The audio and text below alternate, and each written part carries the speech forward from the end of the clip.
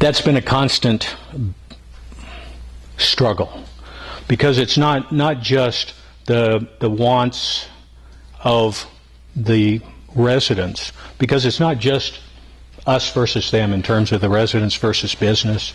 It's the residents being educated so they understand that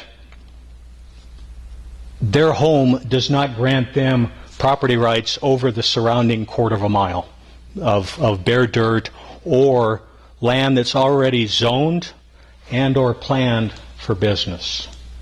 We're dealing with an issue right now down at 164th and Cloud that the neighborhood is very motivated, they're very engaged, and it's either their way or no way. And that runs counter to the fact that the developer that wants to put in a infill type subdivision has property rights too. If you want as a resident to control the property rights of somebody else's property, the only way you can do that is to buy the property. Barring that, then it's my job, along with the rest of the council, to make sure that staff has fully vetted whatever processes and procedures and plans that need to be vetted to make sure that they meet the town, at least the town's minimum development standards. Then they go through the entire process through planning and design review and those sorts of things. And if it has to come to council, then it is up to us to provide the experience and knowledge and judgment to be able to say where your rights end, another's begin. And so it is a constant balancing act to be able to say that this business can go in here because it is a proper use of the building if it's already existing, or if it's bare dirt, we've already planned it through the general planning process, or it's hard zoned. I mean, that's probably the most difficult thing for people to recognize, is that they just moved in, you know, an eighth of a mile from here. This corner, for example, was hard zoned commercial, and that allows a certain type of development to come in.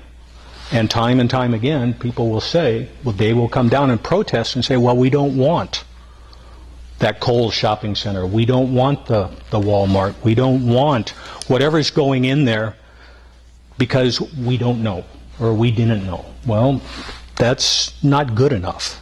And so we have award-winning processes in place that were front-running when they were put in place. And that's what we now see as standard operating procedure, where a developer has to go to the neighbors as part of the pre-application process. When I was first on the Planning Commission, we consistently had 4 and 5 hour Planning Commission nights. And a lot of that was because the homeowners in the area may have only found out about a particular application the night before the meeting. And so now we're sitting down there with a number of concerned and unhappy homeowners trying to negotiate development standards and agreements at the Planning Commission meeting. And so Mayor Dunham put in place the process where developers are required to reach out to the neighbors long before they have finished their plats, long before they have finished their designs. There was a lot of resistance to that initially.